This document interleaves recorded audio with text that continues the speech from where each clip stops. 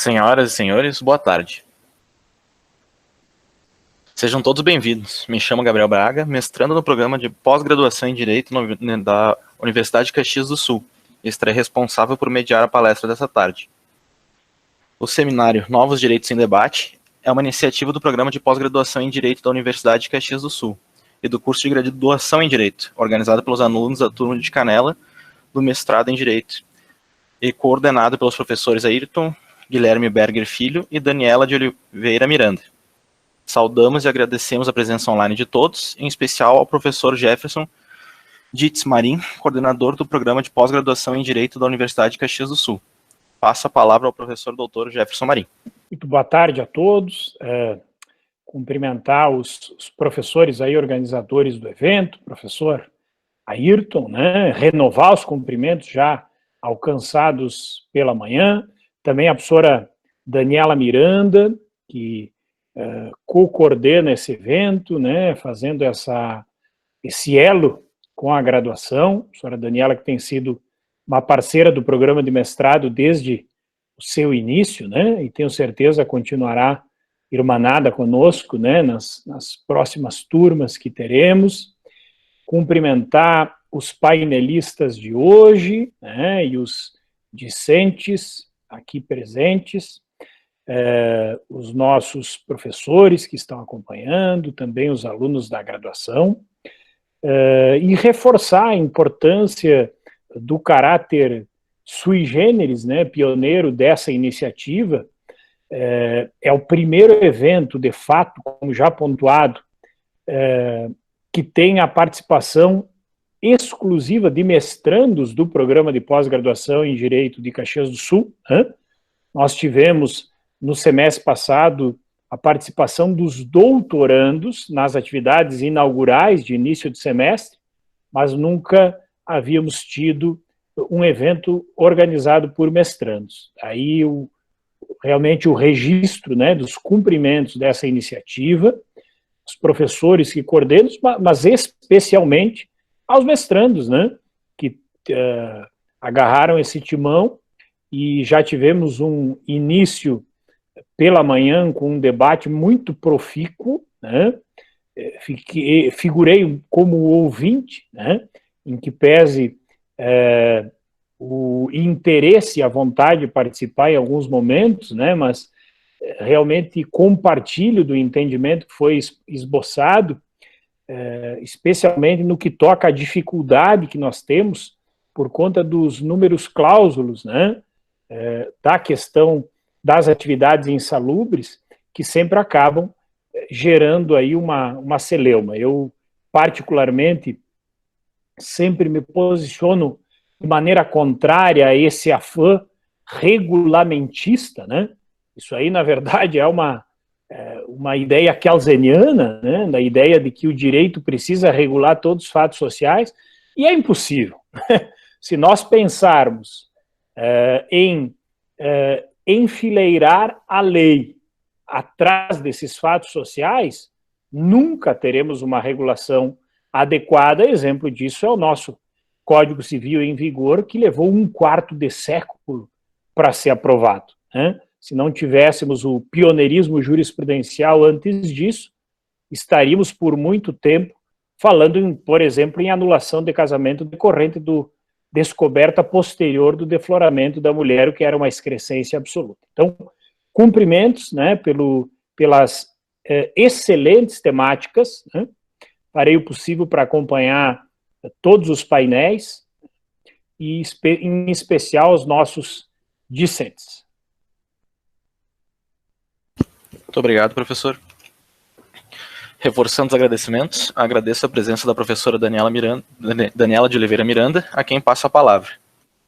Olá, boa tarde a todas e todos. Meus cumprimentos aos mestrandos pela iniciativa brilhante de fazer esse evento, ao professor Jefferson Marim, coordenador do programa, professor Ayrton, né, nós tivemos agradecimentos, eu e o professor Ayrton, pela organização, mas esses agradecimentos, na verdade, eles são merecidos aos mestrandos do programa, que trouxeram os temas, que organizaram as palestras, os debates, então estão de parabéns pela forma que vocês organizaram e pelas temáticas que estão sendo abordadas. Eu gostaria de cumprimentar a Sabrina Schenkel, minha amiga, que vai apresentar hoje, a Mariana, que apresentou pela manhã, assim também como o Gabriel, que está fazendo a organização dos trabalhos da tarde, e o Ícaro Frota, que também pude assisti-los hoje pela manhã, parabenizar também a palestra da manhã, que foi excelente. Eu desejo a todos um ótimo trabalho, agradeço profundamente por fazer parte disso, de estar aqui, e assim como o professor Jefferson, não vou medir esforços para acompanhá-lo todas as palestras. Obrigada.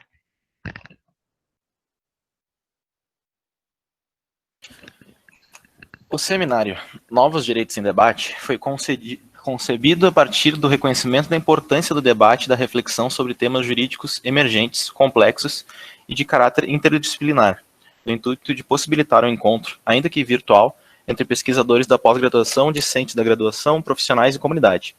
A palestra dessa tarde, intitulada As Novidades Trazidas pela MP 936, será apresentada pela aluna do mestrado em Direito da Universidade de Caxias do Sul, Sabrina Schenkel, advogada, bacharel em Direito, pela Universidade do Vale do Rio dos Sinos, especialista em processo civil pela Universidade de Caxias do Sul. Participará como debatedora a aluna do mestrado em Direito, da Universidade de Caxias do Sul, Mariana Petri, advogada, bacharel em Direito pela Universidade do Vale do Rio dos Sinos. Antes de passar a palavra ao palestrante, já debatedora, iremos passar alguns recados brevemente. O primeiro é que somente receberá certificado o aluno inscrito. Para confirmar a presença, o aluno deverá acessar o formulário que será apresentado após a fala do palestrante. As perguntas devem ser realizadas diretamente no chat. Lembrando que os microfones devem se manter desligados para o bom andamento da palestra. Passamos a palavra à palestrante. Boa tarde a todos. Boa tarde, professor Jefferson, professora Daniela, minha amiga pessoal, que já trabalhamos juntas, o professor Ayrton, meus colegas de mestrado, demais professores e colegas da graduação. Agradeço a participação de todos. O tema escolhido foi um tema que gerou bastante polêmica, quando editado, né, 1º de abril foi a edição a publicação da MP 936, já teve a ação no Supremo, questionamento por parte de juízes, de sindicatos, né, e a escolha foi em razão desse momento bem atual, né, que nós estamos vivendo, de força maior, e das alterações que ela traz para o momento de pandemia. Eu preparei um material, um slide, que eu vou colocar para vocês aqui para apresentar, para a gente seguir um roteiro e que vai nos auxiliar.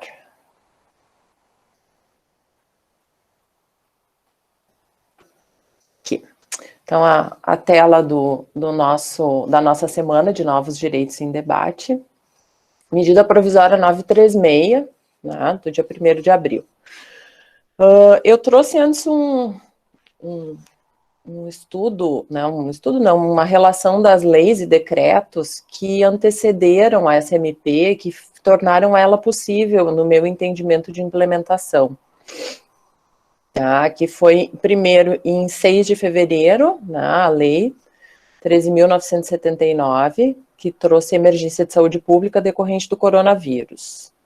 Depois o decreto legislativo número 6, de 20 de março de 2020, que reconheceu o estado de calamidade pública. E por fim, a MP, né, tiveram outras medidas provisórias, mas especificamente o que eu vou tratar hoje, de 1º de abril de 2020, que institui o Programa Emergencial de Manutenção do Emprego e da Renda. O que se tinha até então de alternativa, né, na legislação trabalhista para enfrentamento de alguma situação de força maior? Tá? O artigo 503, que trazia que é ilícito em caso de força maior ou prejuízos devidamente comprovados, a redução geral dos salários dos empregados da empresa proporcionalmente aos salários de cada um, não podendo, entretanto, ser superior a 25%, respeitado em qualquer caso o salário mínimo. Cessados os efeitos decorrentes do motivo de força maior, garantida o restabelecimento. A alternativa que se tinha para momentos de força maior era tão somente essa, em termos de redução ou suspensão, nenhum caso, né? O caso de redução que se tinha era esse. Com a medida provisória, foi flexibilizado o aumento desse percentual e a suspensão do contrato de trabalho. Como motivo, como motivação dessa medida provisória, a preservação do emprego, a garantia da continuidade de atividades laborais e empresariais e a redução do impacto social decorrente do estado de calamidade e emergência de saúde pública. Por que eu fiz essa tela, né? Esses 3 itens, tá? Eles constam lá desde o início da MP e estão na exposição de motivos também da medida provisória. Tá? Eu já atendi vários clientes, situações, estudei ela e, na dúvida, eu vou para esses 3 itens, né? Na forma de interpretar. Quando eu fico na dúvida de interpretar algum artigo que a gente vai ver na sequência, como é que eu vou interpretar esse artigo? Eu busco esses 3 itens, que é preservar o emprego, garantir a continuidade e a redução do impacto social. Tá? Isso tem me ajudado bastante, até para tanto quanto os trabalhadores quanto aos empresários, no sentido de ajustar algumas situações que se criam na hora de fazer os acordos individuais e coletivos. Então, um breve resumo. Artigo 3º, tá? As medidas do Programa Emergencial de Manutenção do Emprego e da Renda. Quais são essas medidas deste programa que o governo federal criou? O pagamento do benefício emergencial, a redução proporcional de jornada de trabalho e salários e a suspensão temporária do contrato de trabalho.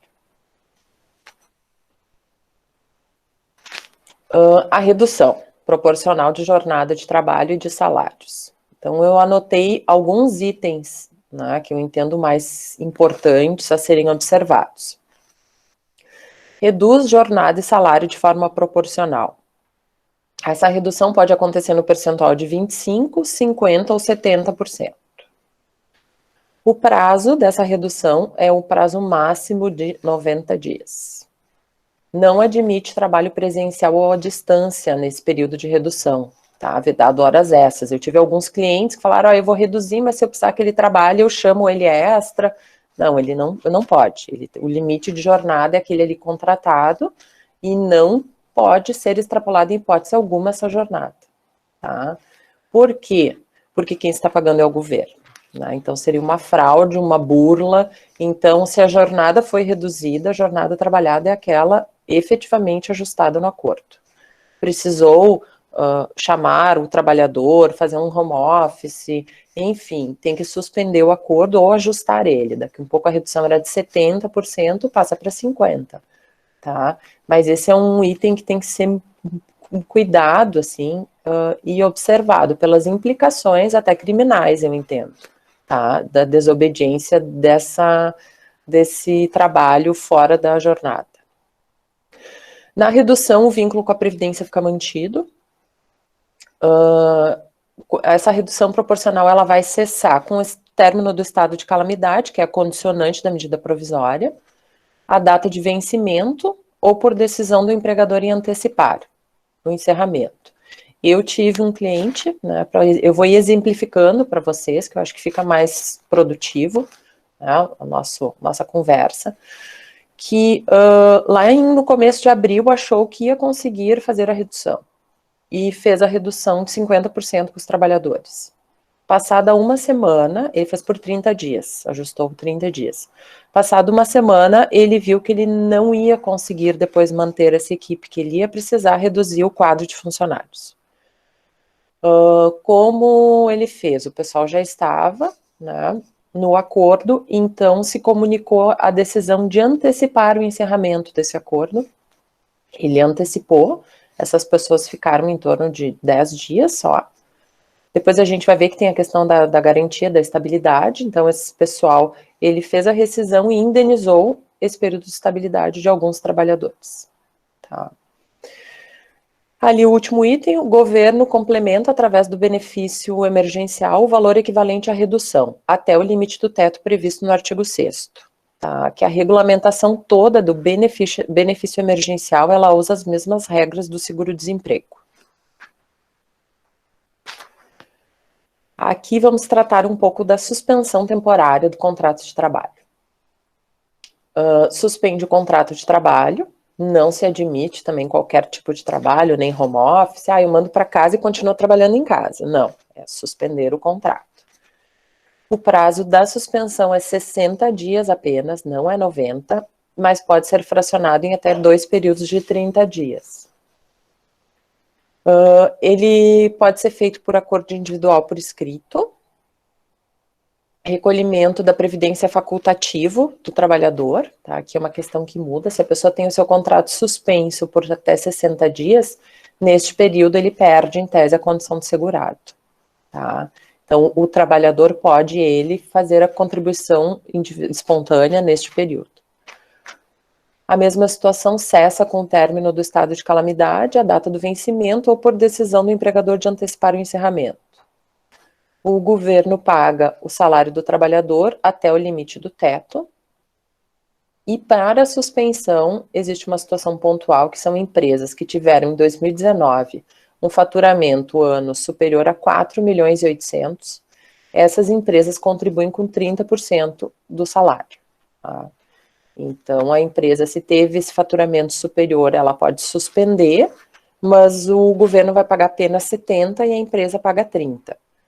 Com isso, também, eu tive alguns clientes que optaram em fazer a redução de jornada de 70%, porque já teriam, como igual teriam que pagar, optaram em fazer o pessoal trabalhar X dias corridos no mês e folgar todos os demais, tá? Nesse valor equivalente aos 30%.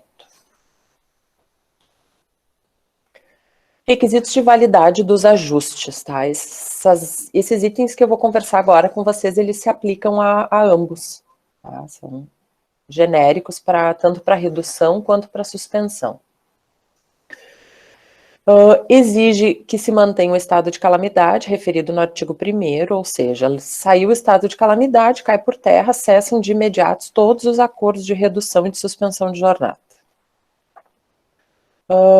O acordo, esse ajuste pode ser feito por acordo individual ou coletivo para trabalhadores com renda inferior a 3.135. Então, uma opção do empregador negociar individualmente com cada trabalhador ou negociar coletivamente, tá? E mais portadores de diploma de curso superior. Para os trabalhadores com renda superior a 3.135, somente mediante acordo coletivo de trabalho. Tá? Por que isso? Né? Pensar, mas quem ganha menos, né, pode individualmente fazer o acordo e quem ganha mais não. Né? Porque para quem ganha menos de 3.135, a complementação do governo, no caso de redução ou de suspensão, ela é praticamente integral. Esse trabalhador, ele quase não vai ter uma redução de salarial. A redução vai ficar naqueles 25% que eu mostrei para vocês no começo, aquele artigo da CLT que já permitia. Tá? Então, o governo teve essa cautela, ele autorizou individualmente esse acordo para os trabalhadores que não teriam uma redução de salário superior àquela permitida na CLT, porque aquela permitida já pode ser feita mediante acordo individual, não exige acordo coletivo. E para para os trabalhadores que tiverem ou tivessem uma redução salarial superior à prevista no 507, ele exigiu o acordo coletivo, a participação sindical. Outro requisito de validade, que eu alertei muito, assim, os meus clientes, a comunicação e transmissão dentro do prazo, né? Ou seja, fechado o acordo, a empresa tem 10 dias para informar o Ministério da Economia, lançar no sistema do E-Social, e informar o sindicato, comunicar o sindicato. Tá? Artigo 5º e artigo 11º. A mesma questão que eu falei antes, já, para ressaltar, que não pode haver trabalho no período de suspensão ou das horas de redução, sob pena do empregador pagar de imediato essa remuneração, responder criminalmente e civilmente por fraude e demais sanções, se assim definido nos acordos individuais ou coletivos. Então, o pessoal tem que ter essa cautela, né, porque está correndo risco. Não pode, como eu falei, botar todo mundo em home office e encaminhar para suspensão. Algumas previsões gerais, tá, que eu fui anotando e reli de novo toda a medida provisória. Estabilidade pelo período igual ou de redução ou suspensão após o retorno. Então, se a pessoa teve 90 dias, né, de redução salarial, ela vai ter no seu retorno 90 dias de estabilidade. É uma garantia provisória. Mesma situação da suspensão. Se foi 30, 30. Se foi 60, 60. Tá? O artigo 9º, ele autoriza as partes negociarem uma ajuda compensatória mensal de natureza indenizatória. Então, o fornecimento de cesta básica, alguma ajuda pecuniária também, né, algum cartão alimentação. Tá? Ele tem essa previsão que ele autoriza esse pagamento, esse auxílio, tendo como natureza indenizatória sem repercussões de previdência, ou integrar a remuneração desse trabalhador para fins de horas extras, férias, 13º, etc.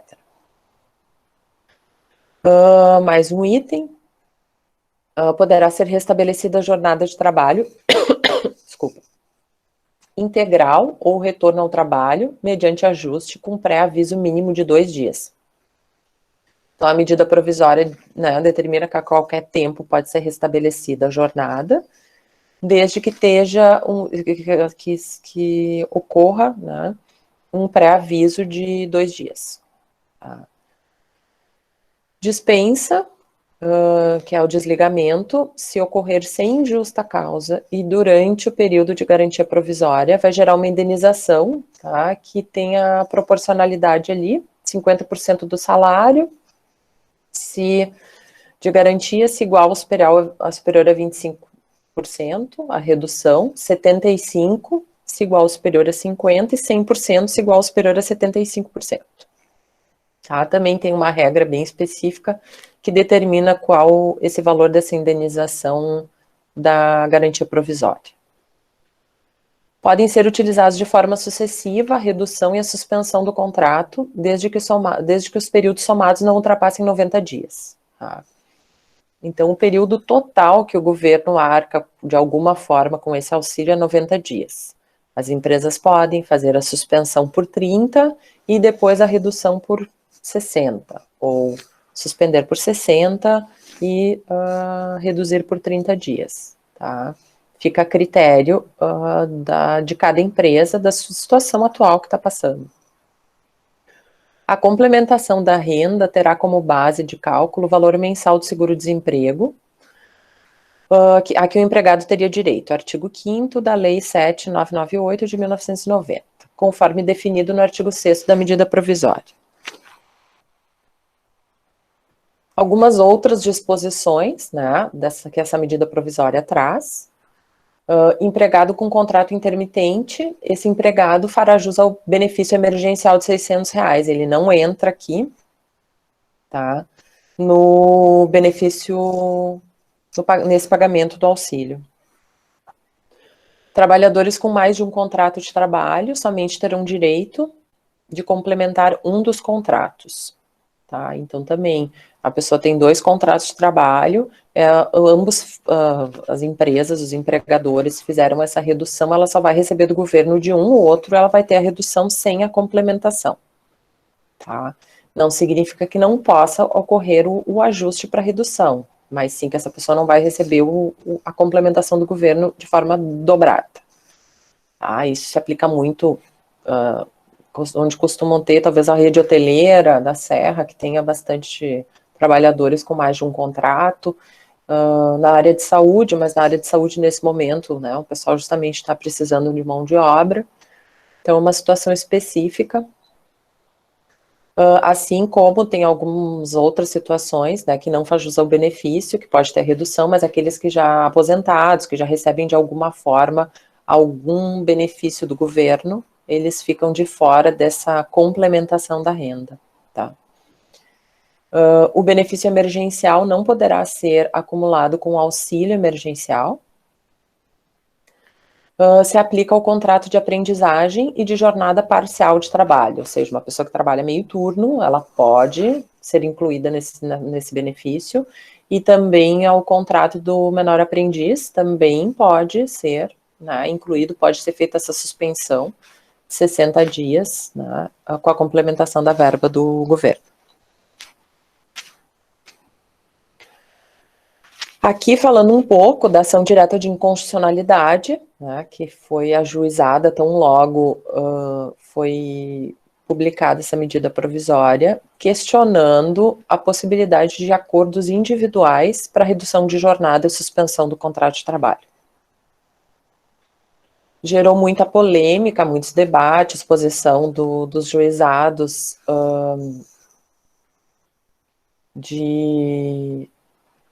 da ANAMATRA, de grupos de juízes, de entidades de classe, né, a possibilidade de fazer um ajuste, né, em um direito indisponível e renunciável, como é o direito do trabalho, e sem a participação sindical. Num primeiro momento, saiu uma liminar, dizendo que precisava sim, né, o ministro Lewandowski entendeu que precisava da participação sindical, e suspendeu de imediato, né, os efeitos dos acordos individuais. Quando saiu essa liminar, na minha situação, eu já tinha alguns clientes, né, que já tinham feito acordo individual e já estavam com o pessoal parado, né, mediante o acordo individual. Na época, conversei com eles, quem conseguiu buscar o aval do sindicato e fazer o acordo coletivo fez, mas nem todos puderam fazer. Né? Foi um momento que o sindicato, até alguns sindicatos se mostraram difíceis de negociar, exigindo inclusive pagamentos. Né? Foi uma situação bem complexa ali, aquele início de abril, para todos, em razão da pandemia, mas as empresas se assustaram bastante. No julgamento do plenário, né, prevaleceu o entendimento de que, em razão do momento excepcional, a previsão de acordo individual se mostrava razoável, pois garante uma renda mínima ao trabalhador e preserva o vínculo de emprego. Segundo o entendimento do ministro Alexandre de Moraes, a exigência de atuação do sindicato, abrindo negociação coletiva ou não, se manifestando no prazo legal, geraria insegurança jurídica e aumentaria o risco de desemprego. Para o ministro, diante da excepcionalidade e da limitação temporal, a regra está em consonância com a proteção constitucional à dignidade do trabalho e à manutenção do emprego. Então, o STF mantém a possibilidade da redução de salários por acordo individual em decorrência da pandemia. Tá?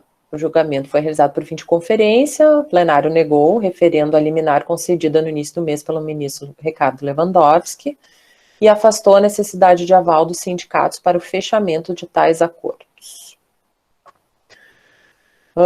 Muito importante, eu, como operadora do direito do trabalho há bastante tempo, achei essa decisão. Né? Efetivamente, os argumentos prosperam, no sentido de ser uma situação transitória, de pandemia, e uma medida necessária. Né? E os acordos individuais, assim como eu coloquei para vocês, ele não traria uma redução significativa, né, na jornada para os trabalhadores que ganham abaixo daquele valor de 3.135. Né? Pelo contrário, ele garantiria, ele veio, essa medida provisória veio para garantir, né, uma renda nesse período. E qual o objetivo do governo, né? Sejamos bem assim, o que era melhor, complementar essa renda ou ter uma demissão em massa, né? E colocar todo esse pessoal em seguro-desemprego? De certa forma, dar um suporte para o empresariado, vários empresários, garantir uma estabilidade no emprego, né? Até passar essa pandemia, a gente está vendo que isso está se arrastando mais do que a gente imaginou.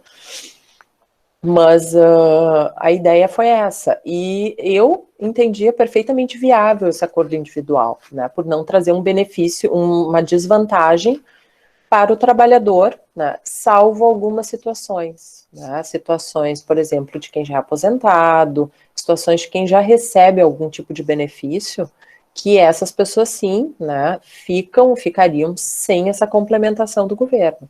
Então, uma pessoa já aposentada que trabalha com outro vínculo, entrou nessa suspensão ou nessa redução, ela fica sem receber, ela só vai receber o valor da empresa, né? Então, essa é uma situação, assim, que, de certa forma, tem gerado algumas dúvidas e que as empresas têm tentado compor individualmente com seus trabalhadores, caso a caso. Por fim, não sei como é que eu estou aqui de tempo. Foi rápido, achei que eu ia levar mais. Vamos ver os debates depois. Por fim, essas inovações, né, dessa medida provisória. A possibilidade de redução da jornada superior a 25%, que antigamente nós não tínhamos. A possibilidade de suspensão dos contratos de trabalho, né? Lembram que teve também uma editada que podia ser para aperfeiçoamento, para cursos. Então, de certa forma, foram sendo pontuadas questões durante estão sendo pontuadas questões durante essa pandemia que talvez deixem uma nova visão para o direito do trabalho, talvez boa, talvez não, né? Mas com essa questão da flexibilização nas negociações entre trabalhadores e empregadores. Né? Por que eu não posso dispor e negociar com o meu trabalhador? Né? Em alguns casos, é óbvio que a gente tem que respeitar, né, sempre, e imaginar que existe o poderio econômico, que tem a questão do hipossuficiente, mas em outras situações não se tem. Né? Então, o próprio home office, né, de poder ajustar, de poder trabalhar de casa, mas como vai ficar esse controle de jornada, né? Enfim, essa situação de pandemia trouxe um mundo novo para o direito do trabalho, para as relações de trabalho, para as relações empregatícias, principalmente, que nas relações de trabalho já existia, mas nas relações com vínculo de emprego, não, sempre foi extremamente engessado. Né? E essa medida provisória, com esse julgamento da STF, dando o aval para esses acordos individuais, eu acho que talvez, imagino que é um novo caminho, um novo rumo, né? Que possa, de certa forma, vir a melhorar as relações de trabalho, em alguns segmentos, em algumas classes, em alguns grupos de pessoas, né? Não tratando de forma genérica jamais. Possibilidade de ajustes mediante acordos individuais sem a participação sindical. Tá? Então, esses 4 itens, assim, eu ponderei, né, que eu achei, assim, importantes nessa medida provisória, que, como diz a nossa semana, né, de novos direitos, então, que talvez aqui tenha um novo rumo para a tão sonhada flexibilização de alguns estudiosos da justiça do trabalho, do direito do trabalho, né, e odiado por outros, mas de modernização, talvez, né, da nossa forma de acordar, de fazer contratos, ajustes, né, de buscar soluções para a relação específica, né, às vezes a gente tem muito, assim, a situação de jornada de trabalho num hospital é regime de 12 por 36, é regime de plantão de 24 horas, a situação de trabalho numa indústria, de máquinas, de calçadistas, que é um trabalho diferenciado, é outra realidade. O limite de jornada para um e para outro, ele tem que ter essa flexibilidade de uma forma de se adequar ao serviço prestado. Né? Até essas situações que nunca se imaginou que foi liberada, né, pelo Conselho Federal de Medicina, de atendimento online, de atendimento via aplicativos a pacientes, né? Isso nunca, jamais se imaginou antes da pandemia, que se pudesse prestar um serviço dessa forma. E é uma forma de prestação de trabalho que veio e eu acredito que vai ficar. Né? Então, a minha contribuição seria essa, pessoal. Espero que tenham gostado, né, do que eu trouxe para vocês. Estou aberta aos debates. Passo a palavra, então, agora para Mariana Petri. Boa tarde a todos. Parabéns, Sabrina, pela ótima palestra que tu fizeste. Uma palestra didática, né? Eu acho que de fácil compreensão, não só para os operadores da esfera trabalhista, mas para os graduandos aí, no geral, e demais pessoas que estão assistindo aí a palestra. O meu comentário, na verdade, aqui para acrescentar na tua palestra, né? Apenas uma reflexão, até porque, diga-se de passagem, a Sabrina é um ícone aí na advocacia trabalhista no Vale do Paranhana, conhecedora da legislação, acho que uma das, mais do que ninguém, né? Então, eu estou aqui só para apenas fazendo uma crítica, né, à MP, num ponto que está limitado, então, que os reflexos que essa MP traz, né, na contribuição previdenciária do empregado. Inclusive, tu referiste ali, né, na questão da manutenção do vínculo, né, com a Previdência. Então, a partir do momento, né, que a MP cria o pagamento do benefício emergencial, né, nas hipóteses de redução e suspensão da jornada de trabalho, ela acaba gerando reflexos, né, na esfera previdenciária também. Porque ela reduz, no momento que ela reduz o salário do empregado, a remuneração do empregado, ela acaba por reduzir também, né, a contribuição previdenciária. E no caso da suspensão do contrato de trabalho, né, não haverá essa contribuição previdenciária, salvo se o empregado efetuar de maneira facultativa. Claro que a própria MP, ela possibilita a complementação, como tu referiste, né? No caso de redução da jornada de trabalho, o empregado pode complementar também a contribuição, e no caso de suspensão do contrato de trabalho, o empregado ele pode contribuir facultativamente, então, para a Previdência, para manter o vínculo, né, com a Previdência Social. Permitindo, então, dessa forma, que ele mantenha a qualidade segurada, preserve as médias da contribuição e, inclusive, o próprio tempo de contribuição. E daí eu trago, assim, eu vou aqui divagando sobre o tema, um exemplo, né, dessa redução da jornada de trabalho, que ocorre, então, a redução desse salário de contribuição. Muitas vezes, essa contribuição ela pode ficar abaixo do mínimo, né, numa redução da jornada de trabalho. Então, esse período, ele não vai ser considerado para fins de contagem de tempo de contribuição. Se o segurado não efetuar, se o empregado, no caso, não efetuar essa complementação na contribuição. Outro exemplo que eu pensei, né, durante a palestra aqui, é que no caso de auxílio-doença, por exemplo, em que o empregado ainda não tem a carência necessária para a concessão do benefício, se ele não efetua a contribuição complementar no caso de contribuição de remuneração abaixo do salário mínimo ou na suspensão do contrato de trabalho, ele não efetua a contribuição de maneira facultativa, e digamos que ele fecha esse período aquisitivo aí para carência, nesse período de pandemia e fique doente, ele está totalmente descoberto da garantia de um benefício previdenciário. Então, esse aspecto, a medida provisória, ela foi objeto de inúmeras críticas, né, pelos defensores dos direitos sociais. Obviamente que as críticas referem-se à edição da medida provisória, não à edição da medida propriamente dita, né, porque na medida que o objetivo da medida provisória, ela é sim a garantia de um direito social, que é a manutenção do emprego e da renda, mas sim a crítica é no sentido de deixar para o empregado esse encargo de recolher, de complementar essa contribuição previdenciária, né, ou de necessitar recolher facultativamente no caso de ausência dessa contribuição. E aqui, de maneira nenhuma, a crítica é no sentido de que esse encargo deveria ficar para a empresa, essa responsabilidade.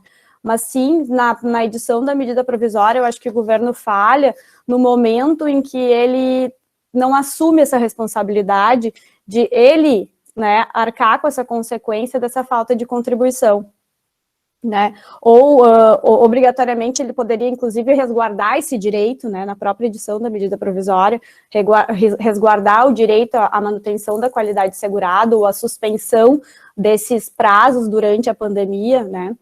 Então, foi nesse sentido a minha reflexão. E aqui é importante eu referir também que existe um projeto de lei, PL 2018/2020, apresentado pelo senador Luiz Heinz, do PP aqui do Rio Grande do Sul, que por indicação da Comissão Especial de Seguridade Social da OAB do Rio Grande do Sul, né, que visa congelar esses prazos, né, durante a pandemia, visando a manutenção da qualidade desses segurados, o que acaba também por atingir, né, esses empregados que tiveram a suspensão dos contratos de trabalho ou redução dos contratos em razão da medida provisória. Para encerrar, então, o meu questionamento para a Sabrina, né, para a palestrante, seria no sentido que, se ela concorda de que, nesses casos, o empregado não poderia ser onerado, né, em razão dessa suspensão e redução da jornada. Se ela concorda comigo que, nesse sentido, a medida provisória foi falha. Não, acho que sim, Mariana, tens toda a razão. Eu acho que deixar desamparado, né, o trabalhador, o segurado do INSS, porque vamos assim pensar, ele tem uma condição, uma relação até de consumo, né? Ele é um consumidor da Previdência Social, ele paga mensalmente um valor, e daí no momento de pandemia, de força maior, essa empresa que presta um serviço para ele vira as costas, né? Vamos pensar, se fosse qualquer empresa privada, com certeza seria assegurado neste período, né, todos os benefícios até restabelecimento, assim como tem sido ajustado em contratos de locação em várias situações, né. Então, realmente, o governo nessa questão de impor, assim, ao trabalhador esse ônus da Previdência, até porque a maioria nem vai saber, nem vai se dar conta, e daqui um pouco lá na frente, ou vai encaminhar o ano que vem algum benefício, como falaste, né, uma licença maternidade, gestante, daí vai olhar e vai dizer, não, só um pouquinho, eu não tenho tempo, mas como assim, né? Então, essa questão realmente é um ponto porque ninguém toca nesse assunto, nem os empregadores, porque como não diz respeito a eles, é o tipo da situação assim, ó, que não é conversada, não é tratada, né, abertamente. E isso a rede, o partido não questionou judicialmente, ele foi atrás da questão sindical, né, e poderia talvez ter questionado essas situações que realmente trariam um benefício, sem entrar questões políticas, aqui não é isso, mas o objeto da ação talvez pudesse ter sido com esse enfoque mais amplo, né? Acho que sim. Na verdade, poderia para evitar esse prejuízo, né? E aqui eu não sei se eu cheguei a falar que eu acho que até eu comentei que de maneira nenhuma a minha ideia nessa crítica, né, à MP informar que eu pense que essa responsabilidade tem que ficar a cargo do empregador, né? Até porque o empregador, as empresas da iniciativa privada são essa pandemia são as mais atingidas, né? Mas eu acho que a MP foi falha, sim, e como tu referiste, a rede, né, quando questiona lá na ADIM a MP, ela poderia, sim, ter também questionado essa situação, né, em razão dessa proteção que eu acho que o trabalhador deve, sim, deve ter em relação à proteção previdenciária.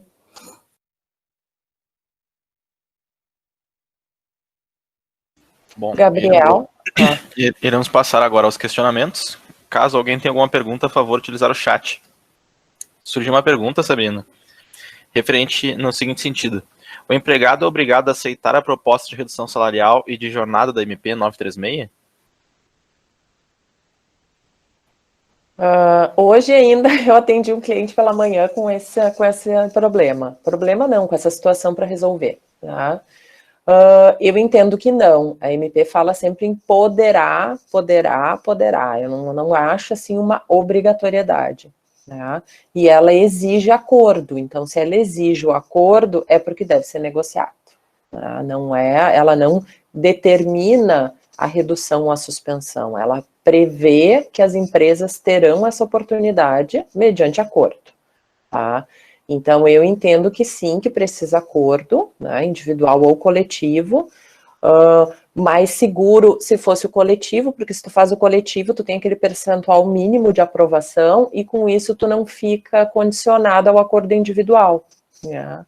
Então, mas se optou pelo acordo individual, aí ele precisa ter a anuência. Se não tiver anuência, tem que sentar com o colaborador e tentar buscar alguma situação alternativa. No caso, a gente sugeriu um banco de horas, né? Eu sugeri para o meu cliente, porque, na verdade, é uma pessoa aposentada, por isso que ele não quer, porque ele não vai ter complementação. Né? Então, eu disse, não, eu não quero, eu ganhava 2.000, eu vou continuar ganhando a minha aposentadoria, né, e não vou mais ter essa complementação do trabalho. Então, nós sugerimos, eles vão conversar com ele para colocar num banco de horas, né, que tem a previsão na outra medida provisória, um banco de horas que tu tem até 16 meses, se eu não me engano, é um tempo maior para trabalhar essas horas, né, como uma alternativa, mas é facultativo, né, não é obrigatório. Eu entendo assim, pelo menos, né, que é poderá e não deverá. Sabrina, eu gostaria de, antes de qualquer coisa, te parabenizar pela instrução, né, pela palestra. Acho que foram abrangidos os diversos temas num assunto tão complexo, de uma maneira tão sucinta e, ao mesmo tempo, tão objetiva, né, que pareceu que ficou fácil, né, um assunto que realmente é bem difícil. Percebo que essa a MP 936, ela é o direito acompanhando a vida. Né, fico imaginando que, a gente tem que achar uma solução, estamos com esse problema, como é que nós vamos fazer? Tirando os critérios falhos já levantados pela colega Mariana e já debatidos também, eu gostaria de te perguntar uma outra coisa, né? Na verdade, eu vou quebrar minha pergunta fracionar elas, mas assim, sendo um direito protecionista, né, protecionista ao trabalhador, na tua opinião, Sabrina, foi atingido este condão protecionista com a 936? Foi protegido o trabalho? Né? Há realmente assim um cuidado com essas negociações, mesmo elas sendo individuais, na tua visão assim que está mais também atrelada ao lado empresarial, estamos livres de certos abusos nessas negociações, uma vez que o sindicato fica como figurante, não mais como protagonista, né? E por fim eu te pergunto assim, isso serve também para domésticas? Muito obrigado. Vamos lá, por etapas, né? Essa questão, assim, obrigada pelos elogios, Icaro, Mariana, Daniela também, não é tanto assim, eu gosto do direito do trabalho, mas também não é para tanto, né? Assim, ó, eu entendo que como veio de roldão a MP no momento de pandemia, né, num primeiro momento passou tudo, né? Tudo que foi meio assim, né? Vamos assinar aqui, senão todo mundo vai perder o trabalho. As empresas apavoradas, né? Os grupos que eu estou falando vão pegar da nossa região, né? A realidade bem da nossa região. As indústrias apavoradas, os empregados apavorados, e se assinou, né? O que eu observei assim, ó, quem fez por 30 dias e foi refazer agora, nesta segunda etapa, já começou a ter um debate mais de igual para igual, né? Tá, mas isso, eu tenho direito, esse senhor que eu falei da aposentadoria, ele fez a primeira vez, né, e agora ele já disse, não, eu não vou fazer, né? Então, eu noto que eu acho que é um amadurecimento, né, do trabalhador, dele ter essa dispor, né, disso, mas, claro, com toda cautela, eu acho que o poderio econômico é forte, né, muito embora essa proteção sindical não deixa de ser, nos últimos anos, ela se tornou, assim, quase que comercial, falando pela minha região aqui, né? Muito negociado, assim, o reajuste, sim, eles brigam efetivamente pelo reajuste de salário, mas as outras questões, horas em itinerário, minuto a minuto, se eu dei o reajuste que tu quer, pode botar o que tu quiser na convenção coletiva que eu assino, né? Sendo assim, daqui, os que eu participei, assim, né, como ouvinte ou espectadora. Não represento nenhum sindicato. Mas muito assim, o próprio trabalhador. O trabalhador, muitas vezes, ele está interessado no quanto vai ser o reajuste e o restante se negocia, né? Então, entendo que, talvez, para essa tua pergunta, eu acho que num primeiro momento não, nesse segundo momento eu já observo uma batalha maior de alguns grupos de trabalhadores em tentar conseguir vantagens, mais uma cesta básica, negociar mais este acordo, né? No segundo da doméstica eu entendo que sim, né? A lei não veda, então assim qualquer trabalhador, né, vinculado à previdência que preenche os requisitos pode, né? A única exceção que traz é a questão do temporário, se eu não me engano, aquele contrato ali que eu falei. Os restantes eu entendo que todos estão abrangidos, todos que têm a condição com carteira assinada estão abrangidos. Acho que era isso. Sabrina, eu tenho uma dúvida. No período de estabilidade do empregado, ele pode ser demitido por justa causa? Sim, Gabriel, a vedação, né, como é uma estabilidade, uma garantia provisória, ela serve tão somente para despedida sem justa causa. Ele pode pedir demissão e ele não vai ter direito a essa indenização. E se for por justa causa também, ele perde o direito a receber esse indenizado. A MP tem um artigo que fala bem especificamente, assim, que ressalta que é só essa garantia, essa indenização é só quando for sem justa causa. Certo, então. Alguém tem mais alguma dúvida?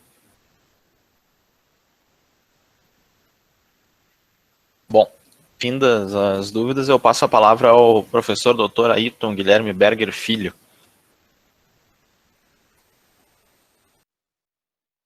Só um momento que eu acho que entrou uma pergunta aqui da Monique.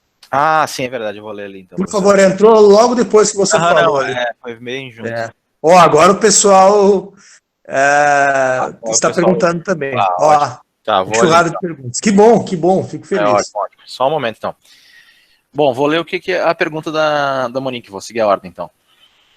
Não sei se compreendi, mas se depois do período de estabilidade o empregado for demitido, terá direito de receber o seguro-desemprego? Se a fruição do auxílio emergencial... Bom, primeiro essa então, Sabrina, depois eu faço a segunda pergunta da Monique. Repetindo. Depois do período de estabilidade o empregado for demitido, terá direito de receber o segurado ou seguro-desemprego?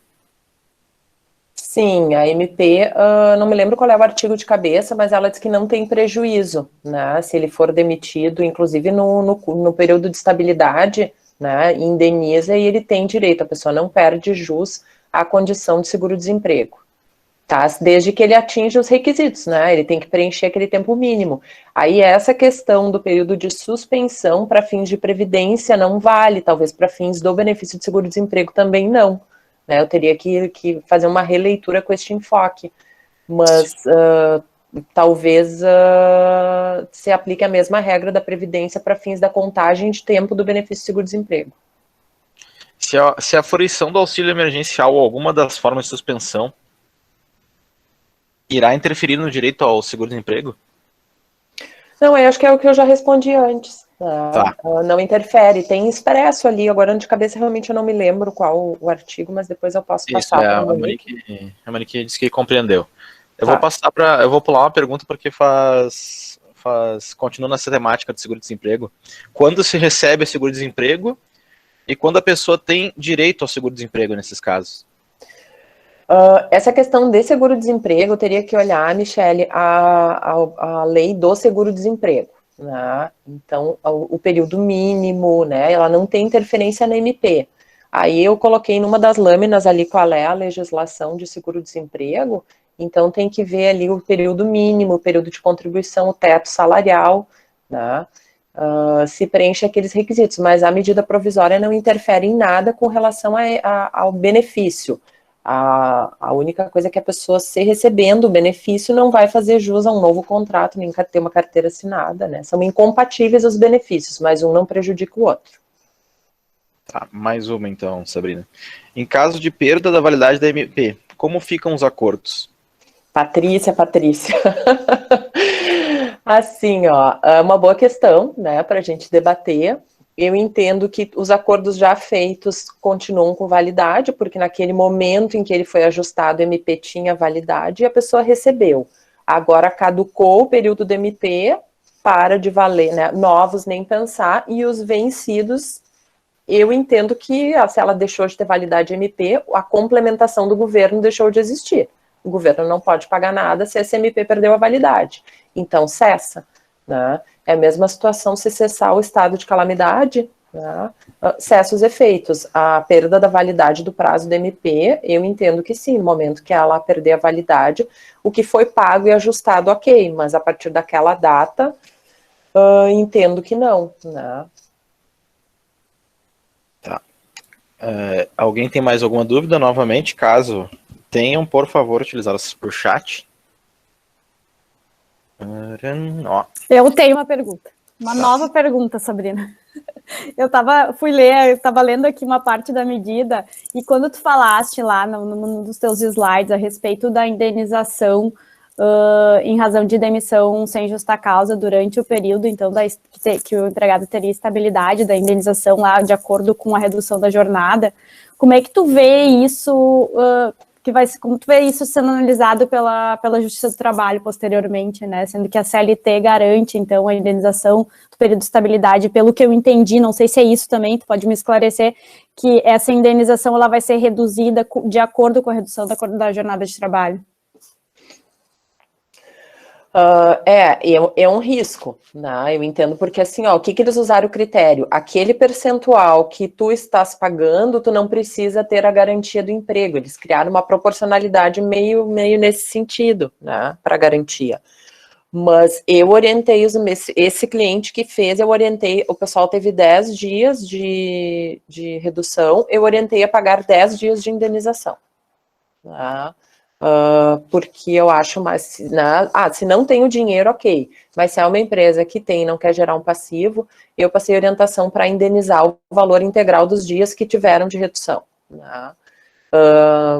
Não vejo assim, eu acho que a Justiça do Trabalho, aquilo que a gente falou, é muito interpretativo.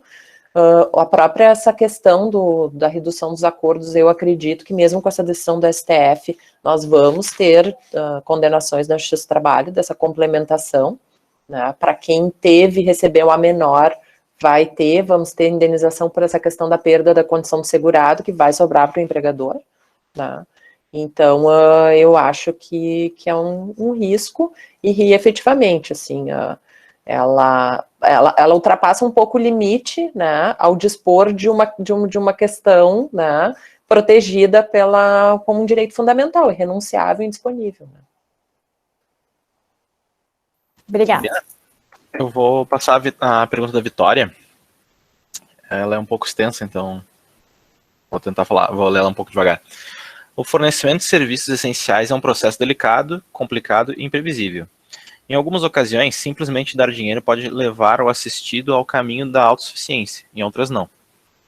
Dar dinheiro pode gerar uma redução temporária do seu sofrimento, porém, até que ponto o protecionismo econômico e todas essas questões sindicais são, na verdade, uma abertura de leques para a politicagem? Muito pontual, né, Vitória, esse teu questionamento. Questionamento não, é quase uma observação, né? Até que ponto esse protecionismo é complicado. As relações de trabalho são relações que interferem em várias classes, né, com níveis diferentes de poderio econômico, com níveis diferentes de relação, com empregadores que pensam de uma forma diferente de outros empregadores, né? Eu, uma vez, eu trabalhava para uma empresa que fornecia, lá na década de 90, fornecia creche, fornecia escola dentro da empresa, tinha um supletivo com educação básica, ensino fundamental 1 e 2, ensino médio, tinha um projeto habitacional para fornecer casas, né? E tinha milhões de processos na Justiça do Trabalho. E eu sentei com uma juíza uma vez, a doutora Marta Kummel, que é uma juíza que eu acho que já é aposentada, mas que eu gostava muito dela, eu estava recém-formada, e ela me olhou e disse: Sabrina, a empresa tem que pagar para o trabalhador somente o que manda a lei. Não adianta pagar o que não manda a lei e esperar um reconhecimento deste trabalhador. Né? Por que eu estou colocando esse exemplo? Para entrar um pouquinho nessa questão que esse debate do poderio econômico, da proteção, né, ele é muito complexo. Né? Nós temos pessoas de má fé, nós temos pessoas de boa fé, tem empregadores que efetivamente não pagam nada, fazem o pessoal trabalhar sem a jornada registrada, tem verdadeiros absurdos, né, que a gente se depara. E aí os bons empregadores pagam pelos maus empregadores, como tudo, né? Então, essa questão do só o dinheiro, eu acho que não é o caminho. As relações sindicais precisam ser revistas com urgência, né? A gente tem sindicatos onde o presidente está há 15, 20 anos, é o mesmo presidente. Que sindicato é esse? Que representatividade dos trabalhadores é essa? Onde uma pessoa senta na cadeira e se perpetua no poder, né? Então, quem me conhece sabe, eu sou muito, assim, muito correta, no sentido, às vezes, se eu tenho uma empresa que não pagou, eu fico furiosa, né? Eu, às vezes, não pego para fazer a defesa, mexe com questões pessoais minhas. E até que ponto esse protecionismo e todas essas questões são, na verdade, uma abertura de leque para a politicagem? É uma boa pergunta. A gente está vivendo um momento, né, onde se desvia o nosso foco daqui para tentar passar coisas pelo, né, outros projetos de lei, outras coisas que a gente nem faz ideia. Então a gente tem que ficar atento, tem que defender. Eu acho que a justiça do trabalho como um todo, o direito trabalhista, é uma justiça efetiva. Nós estamos passando agora por um problema gravíssimo, que é a falta de audiências, né? E eu conversava com uma colega minha sócia Carla, semana passada, que a justiça do trabalho, ela é efetiva em razão da audiência, né? Eu, desde que começou a pandemia, de março para cá, eu não consegui fechar um acordo trabalhista, né? E eu passam vários processos no meu escritório. E os juízes estão fazendo para se peticionar no processo, fazer proposta no processo, querem tentar agora a audiência via o Google Meet, né? Mas nada substitui uma sala de audiência, uma mediação de um juiz trabalhista, de chegar a uma composição. Então, eu defendo isso, né? Eu acho que a gente tem que buscar essa aproximação com o trabalhador, com a empresa, e o juiz trabalhista tem que buscar manter isso. Eles não podem, assim, eles precisam se dar conta que esse distanciamento é péssimo para a efetividade da justiça do trabalho, no meu ponto de vista. Certo. Mais alguém tem alguma dúvida?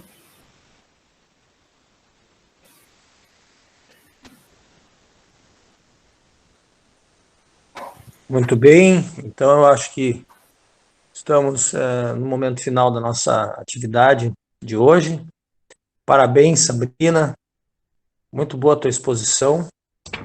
Minha orientanda. Hoje foram minhas duas orientandas que apresentaram. Estou muito orgulhoso. Trabalho de qualidade. E atualíssimo, né? Eu acho que isso é importante. A universidade, ela está sempre na vanguarda, a gente está sempre buscando subsídios para entender o que está acontecendo. Eu quero te fazer uma pergunta, embora eu estou me arriscando aqui perguntando sobre direito do trabalho, que não é a minha área. Não sei se é uma pergunta, se é uma reflexão juntos, assim. Essa questão do coronavírus, da pandemia, ela nos apresentou uma realidade diferente, né? Uma realidade de incerteza quase que absoluta. Nós estamos vivendo uma situação que a gente não tem a menor imagem do que possa acontecer. Quer dizer, cada um vai ter sua imagem do que vai acontecer daqui para frente, né? E na tua fala você falou algumas coisas que me chamaram a atenção, mas eu retirei algumas, pelo menos num slide, talvez um dos primeiros ali, que você mostrou a nossa CLT, e ela tendo um dispositivo apenas para tratar dessa questão dessa situação que a gente está vivendo, né? Não necessariamente pandemia, ele fala em força maior, né? Acho que esse foi o termo, né? É o termo que tem na CLT, tá? Então, a pergunta, na verdade são duas reflexões, né? Uma delas poxa, nós estamos com uma medida provisória, por uma situação que se diz provisória também, mas que eu acho que a gente tem que ficar, a sociedade no mundo inteiro tem que ficar atenta, porque há uma tendência de nós termos outros problemas, outras pandemias, outras situações. Eu trabalho no direito ambiental, então a questão, por exemplo, das mudanças climáticas, ela pode gerar também situações. Temos uma colega que trabalha com isso, inclusive a Fernanda Damascena, que trabalha com direito dos desastres, né? Vocês terão logo aula com ela também. E as projeções feitas, por exemplo, pelo IPCC, que é o órgão de mudanças climáticas, são várias projeções, eles não veem uma projeção só, são possibilidades. A sociedade agindo dessa forma, né, reduzindo as emissões de gases de efeito estufa, o resultado é esse. A mesma coisa que a gente faz com a questão do corona, né? As pessoas ficando em casa, a quarentena funcionando, o achatamento da curva, nós teremos tal situação ou outra. Então a ciência está sempre tentando encontrar uma resposta, não digo uma resposta, mas formular cenários para decisões de políticas públicas, etc. E nesse caso, evidentemente, o Estado entra muito forte, é um agente que entrou muito forte uma regulação, e no Brasil nós passávamos por uma fase de desregulação, né, em todos os segmentos, e por mais que se flexibilize as relações trabalhistas nesse momento, o Estado é que está resolvendo isso, e o Estado, os acordos existem porque o Estado está sendo o fiel da balança, o Estado está definindo esse rumo. O que eu quero te perguntar, a minha observação é, vivemos esse estado de incerteza, né, global, não é só brasileiro, no teu entendimento, assim, o que você acha que, da tua leitura dessa medida provisória, dessa resposta que foi dada agora, né, o que você acha que permanece, talvez pós-pandemia, ou que deva permanecer, inclusive, né, pós-pandemia, para novas situações, porque eu não sei como é que é o texto dessa medida, enquanto, você falou, enquanto durar a pandemia, né, mas toda essa questão social, toda essa questão econômica, trabalhista, etc., que vai emergir desse momento, ela vai inspirar novas legislações, novos dispositivos legais. O que você acha que, talvez não o que vai acontecer, mas o que você acha que seria interessante que ficasse desse momento legislativo, né? O que vai acontecer não tem como saber, nem é impossível, né? Eu não vou te perguntar isso porque não tem resposta, mas o que você imagina que seria talvez adequado para pós-pandemia? Vamos lá, então. Na verdade, de força maior tem esse artigo específico que é da redução de jornada e tem um para rescisão de contrato. Tá, que eu me recordo, acho que são esses dois, não sei o Ícaro que está mais familiarizado com a CLT, acho que são esses dois, né, Ícaro? Então teria esse para força maior também, para rescisão, para pagar pela metade, né? E teria o fator Porto Príncipe, que se comenta muito, que é no caso de empurrar essa responsabilidade para o ente público ou para quem deu causa, né, da ruptura do contrato. Mas, enfim, é só isso, é muito pouco, porque nunca se viveu, nunca se imaginou passar por algo assim, dessa magnitude, né, professor?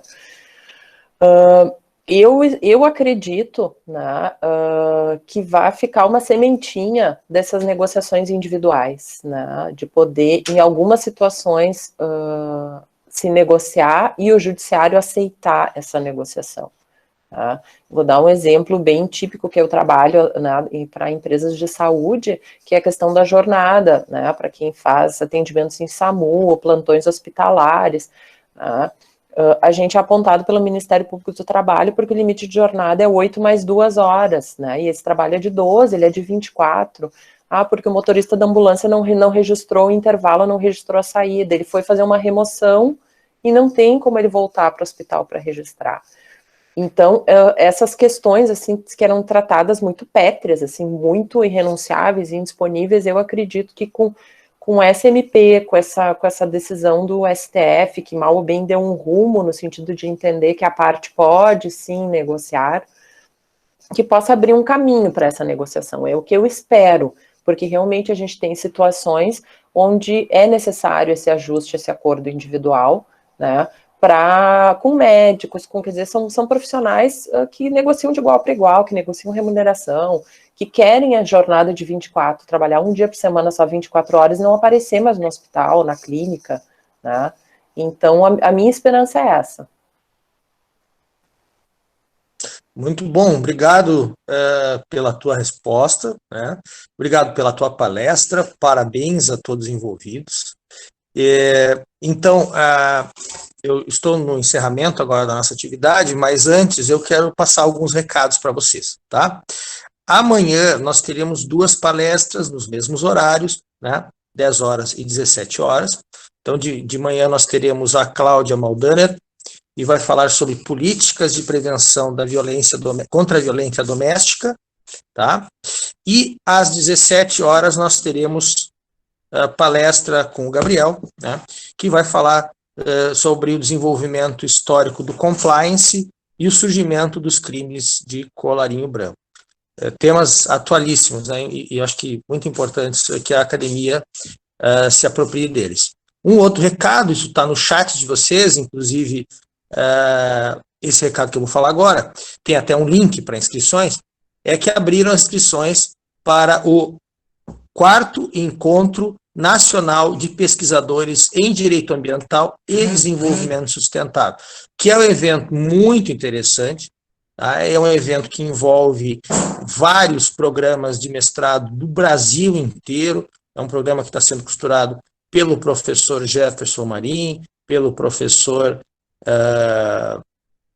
Eu acho que é o Jefferson e o Lunelli, né? Se não estou enganado. O professor Lunelli, de Bento, né, contando com a presença de autores importantes da área do direito ambiental, e aí eu destaco o professor Celso Pacheco Fiorilo, que é um advogado da ativa, digamos assim, um advogado de carreira, né, importante, e na área do direito ambiental, bastante conhecido, e tem um grupo fortíssimo na área, e a temática desse ano é sobre a questão dos direitos humanos, né, desculpa, a questão do direito empresarial, que o Fiorilo tem um grupo de direitos humanos, o direito empresarial e sustentabilidade, que tem tudo a ver com a questão dos direitos humanos, evidentemente, até no âmbito da ONU, existe um projeto de legislação sobre a questão dos direitos humanos e direito ambiental das grandes corporações, tá?